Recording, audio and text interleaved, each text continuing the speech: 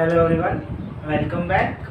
इसके पहले हमारे वीडियोस थे, उसमें हमने किरचॉफ लॉज के बारे में बात किया था। किरचॉफ का फर्स्ट लॉ जंक्शन लॉ देखा, किरचॉफ का सेकंड लॉ जो लूप रूल था वो देखा हमने। दो लॉज के बारे में हमने डिस्कस किया था। एक था आपका जंक्शन लॉ और दूसरा था आपका लूप लॉ। जंक्शन लॉ को करंट लॉ भी बोलते हो और इसको वोल्टेज लॉ भी बोलते हो। बेसिकली हमने दो चीज़ों को डिस्कस किया था, ये था आपका केसीएल और ये था आपका केवीएल। इसके बेसिस पे हमने कुछ दो तीन एग्जांपल्स किए थे। फर्दर एक और ये सेक्शन जो वीडियो में हम डिस्कस करेंगे, हम इन्हीं के एग्जांपल्स के बारे में डिस्कस करेंगे। देखते हैं बेसिकली मैंने आपको ये दो चीज़ बताई थी। जब आप पॉजिटिव से नेगेटिव में आ रहे हो, क्लॉकवाइज एंटी क्लॉकवाइज, तो हमेशा आपका ईएमएफ नेगेटिव में आएगा और नेगेटिव से पॉजिटिव में आपका ईएमएफ पॉजिटिव में आएगा। ठीक है, तो अभी व्हिटस्टोन ब्रिज का अरेंजमेंट लेते हैं हम। व्हिटस्टोन ब्रिज के अरेंजमेंट में जब देखते हैं दो स्पेशल केसेस है यहाँ पे। व्हिटस्टोन ब्रिज जो होता है वो 4 रेजिस्टेंस होता है वहाँ पे, arrange in a bridge form होता है तुम्हारा, and the galvanometer is connected in between. Function galvanometer का फंक्शन क्या है? डिटेक्ट करता है presence of current in the circuit. You are having 4 resistance R1, R2, R3 and R4 in such arrangement, and a galvanometer in between with the resistance of Rg. Rg is the resistance of galvanometer and EMF E यहाँ पे आपका है। इस case के अंदर व्हिटस्टोन bridge का, तो व्हिटस्टोन bridge basically इस आपका R1 on R2 is equal to R3 on R4 का अरेंजमेंट आता है। ये व्हिटस्टोन ब्रिज का अरेंजमेंट का डेरिवेशन पे हम ज़्यादा बात नहीं करेंगे। इसके डेरिवेशन को आप जब सॉल्व करोगे then you will get this formula at the end, that is equal to this upon this is equal to this upon this. अब इसके ऊपर हम किरचॉफ के क्वेश्चन पूछते हैं। किरचॉफ के क्वेश्चन इसमें कैसे आते हैं? जनरली आपको कुछ अरेंजमेंट दे दिया होता है और ये जो है वो बैलेंस सिचुएशन में है, बैलेंस स्टेज में है, बैलेंस्ड केस है, यानी कि तुम्हारा IG इक्वल टू 0 होना चाहिए। ठीक है, तो अब यहीं पे हम कुछ क्वेश्चंस देखते हैं। यहाँ पे अगेन वही अरेंजमेंट ले लिया मैंने, सिमिलर अरेंजमेंट आ गया आपका। It's a Wheatstone bridge arrangement with the EMF key. Suppose we are having a resistance of 2 ohm here and 4 ohm here, 3 ohm here and 6 ohm here. A galvanometer with a resistance of 2 ohm. And here 10 volt की battery we are supplying 10 or 12 volt, let's consider 12 volt we are giving EMF. So the very first you will do is apply KCL for that you will make name all them, सबको name कर देंगे हम ABCD और यहाँ पे E दे दो, इसको EMF है तो इसको E दे दो, K है वो E, EMF को E दे दिया हमने। ठीक है, तो वेरी फर्स्टली यहाँ से तुम्हारा I अमाउंट ऑफ करंट जाएगा, यहाँ पे तुम्हारा I1 अमाउंट ऑफ करंट जाएगा, यहाँ से तुम्हारा I2 अमाउंट ऑफ करंट जाएगा। सिमिलरली यहाँ पे जब आएगा तो यहाँ पे हमने IG करंट ले लिया, तो KCL के हिसाब से यहाँ पे क्या जाना चाहिए? I1 माइनस IG जाना चाहिए ना। एट जंक्शन B इनलेट क्या क्या आ रहा है? I1 is entering equal to IG is leaving plus I1 minus IG is leaving. On cancelling your IG will be cancel, so I1 is equal to I1 बराबर ना। तो junction को लो भी हो रहा है जंक्शन B पे। सिमिलरली जब जंक्शन D पे पहुंचेंगे हम, यहाँ से I2 आ रहा है, यहाँ से IG आ रहा है, तो यहाँ पे क्या जाएगा? I2 प्लस IG जाएगा। यही देख लेते हैं जंक्शन जंक्शन B देखेंगे हम यहाँ पे। सो इनकमिंग करंट्स आ रही है और I2 is your incoming current and IG is your incoming current. I2 आपका इनकमिंग करंट है, IG आपका incoming current and outgoing current क्या है आपका? I2 plus IG is your outgoing current, which is almost same. LHS and RHS आपका दोनों same है, तो ये आपका यहाँ पे भी जंक्शन रूल जो है इट्स फुलफिल्ड, सेटिस्फाइड है आपका। Now obeying junction rule at junction C, let's see क्या आएगा आपका? I1 minus IG is equal to I2 plus IG। No, both are incoming, तो इज इक्वल टू यहाँ पे नेट आपका I आना चाहिए। ठीक है, तो इसको जब हम सॉल्व करेंगे so IG and IG will get cancel off, तो I1 plus I2 is equal to I, right. यही जब हम यहाँ पे चेक करेंगे तो पहले हमने फर्स्ट ए पे देखा नहीं है, ए पे हमने देखा तो I1 I आपका इनकमिंग करंट और आउटगोइंग करंट क्या है आपका? I1 प्लस I2, तो वही चीज़ आपको एंडिंग में वापस मिल रही है। सो आपका KCL तो आपने बिल्कुल सही लगा दिया। KCL पे कुछ डाउट है? अब हम डिस्कस करते हैं KVL को डिस्कस करते हैं। सो लेट्स सी, इस पे आपको बेसिकली एक तो क्वेश्चन इस तरह से बनता है कि you have to determine current in each branch. Very first question, आपका करंट आता है हर एक ब्रांच में, आपको करंट डिटरमाइन करने के लिए बोलते हैं। अदर देन दैट सिमिलरली एक ऐसा क्वेश्चन आ जाता है जिसमें आपको IG पूछा जाता है, सिर्फ you have to determine what is the current flowing through galvanometer IG।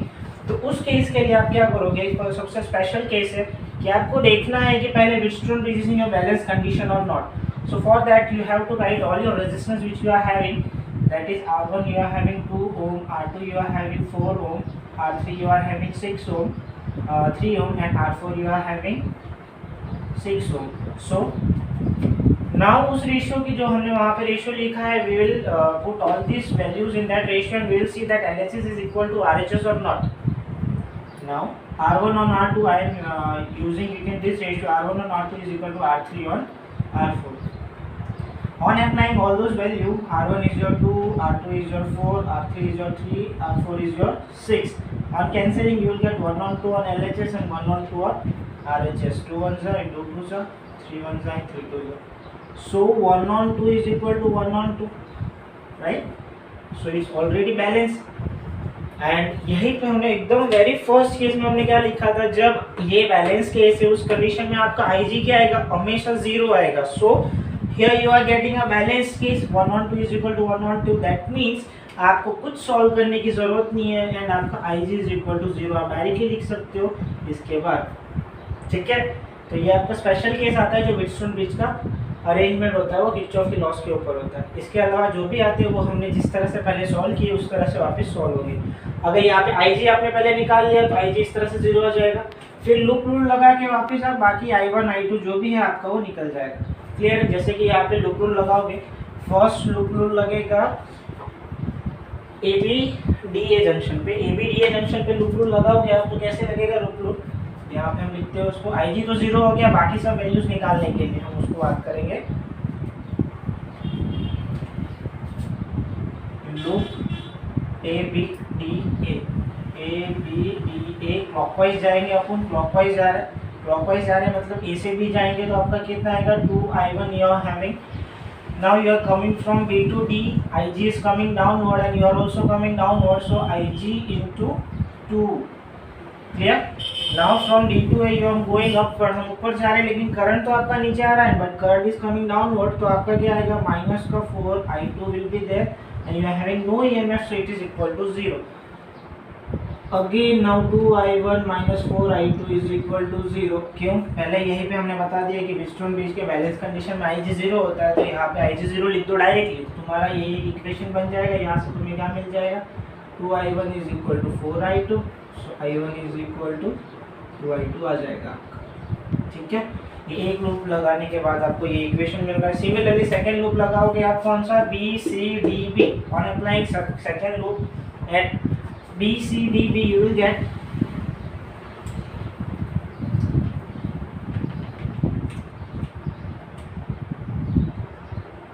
loop at BCDB. Again I'll go clockwise only, I am coming from B to C downward, current is your I1 minus IG into 3. Now from C to D I am coming downwards, लेकिन current आपका upwards आ रहा है तो minus का I2 plus IG के साथ आपका कितना रेजिस्टेंस आएगा 6. नाउ अगेन करंट आ रहा है downward and I am going from D to A clockwise type में, सो आपका क्या आएगा नेगेटिव साइन आएगा, IG के साथ 2 is equal to 0। Balance condition में IG इज योर 0, सो आपका क्या आएगा 3I1 minus 6I2 is equal to 0।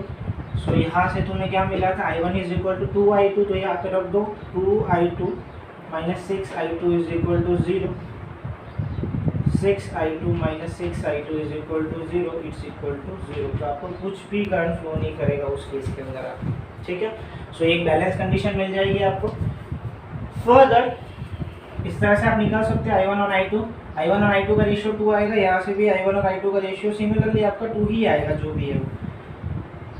Same case के सिनेरियो में देख लो अगर आप अब IG इज इक्वल टू 0 ना लेके आपका कुछ ना कुछ आ रहा है, सपोज करो यहाँ पे 2 है 4 है और यहाँ पे 6 की जगह पे 5 है आपका, ठीक है।